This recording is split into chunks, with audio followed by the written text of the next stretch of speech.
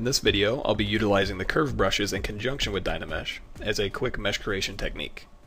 Alright, I think we're about ready to put our helmet on our guy here. Just one more quick thing to do. I'm going to turn off polyframe, go to our subtools, and we're going to turn our teeth back on. We don't need these bottom teeth anymore, so I'm going to go ahead and select those. Go ahead and hit delete.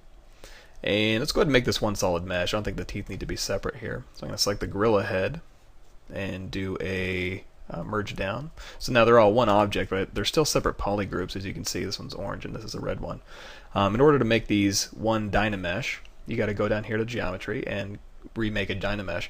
Make sure you don't have group on if you want to make it all one Dynamesh, because if you have group on, it'll obviously keep these two poly groups separate. So we'll change our resolution back up to 256. Project is on, so that's good. And we'll go ahead and hit Dynamesh.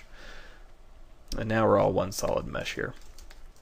And now I think we're ready to go ahead and add this to our guy. So let's go ahead and grab him. I'm going to go up here to Load Tool. Let's go to our pirates here, and we'll just load this Age of Booty. Blackjack that I've got blocked out here. And we'll go ahead and append to him our gorilla mask. Let's go ahead and select the gorilla mask. And with transpose, let's go ahead and move this mask up into place here. Let's see how well it fits him. And fits him pretty good. I'm going to go ahead and select this character and get rid of these hair. They're kind of in the way. There we go. That fits a little bit better. We'll kind of put this over his face here and move it up and down. I think that works pretty good. Let's go ahead and move his cheeks out just a tad. We're going to put a strap down here. Alright, so we've got a gorilla head on our character here. The next thing we're going to do is going to make a few additions to kind of marry this helmet to his body here. And a quick way to do that, I'm going to hit B to bring up the brush menu, C to narrow down to the curve brushes, and then I'm going to select Curve Tube. And let's go ahead and make a curve right along this helmet here. We're going to add some lining. And you can use these little manipulators here to kind of move this mesh around. And because this isn't going to end up being a Dynamesh, wherever these meshes overlap is going to be one continuous mesh, so I don't need to worry about that right now. Let's go ahead and move this back. And while the cursor's blue, you can actually change that size of the cursor to kind of get a little bit more finesse here. I'm not too worried about it now because we can always change this in a second.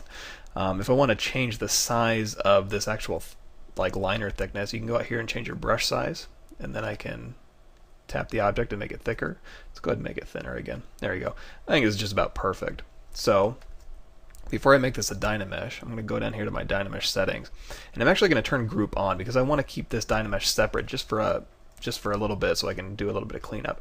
So I'm going to control drag and control drag again to make this a Dynamesh. And because I had group turned on, this is a separate poly group, so I can actually control shift click it and work on it separately. I can hit control to mask it and then bring everything back and then invert my mask. So now I can just kind of work on this Dynamesh by itself, kind of even this lining out just a tad, and go ahead and smooth this part down. Actually, let's go ahead and smooth the whole thing, make it look a little bit nicer here. And I'll move this down. So you can go ahead and refine these Dynameshes that you add before you commit and make them all into one Dynamesh. Alright, that looks pretty good. So now I'm going to turn group off and then Dynamesh the whole thing together. And now we're going to close up that back area using another curve brush, but this time we're going to hit B, C, and we're going to do this curve surface. So we're going to actually draw kind of a cloak to kind of hide this area back layer a little bit. Let's go ahead and drag these lines out here. And we'll go ahead and create just a cloak back here. And just like the other curve brush, you can go and use these manipulators to kind of move this stuff around.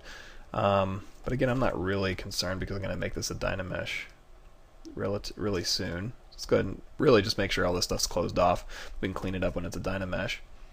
And if this thickness is what you like, you can keep it. That's about the thickness I want, but again, you can change your brush size and change that on the fly if you'd like. But if I'm happy with this, go ahead and control drag and go ahead and turn on group again because I want to mess with this separately. Control drag again to make it a Dynamesh. There we go. And let's go ahead and control shift click this, and we'll just work on this separately for a second. Let's go ahead and smooth this together. There we go. And we'll go ahead and use the trim brush to kind of clean this up just a tad.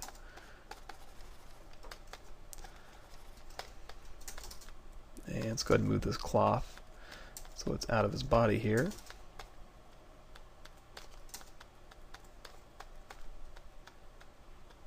There we go. Just kind of seat it. And again, just kind of trim to clean up.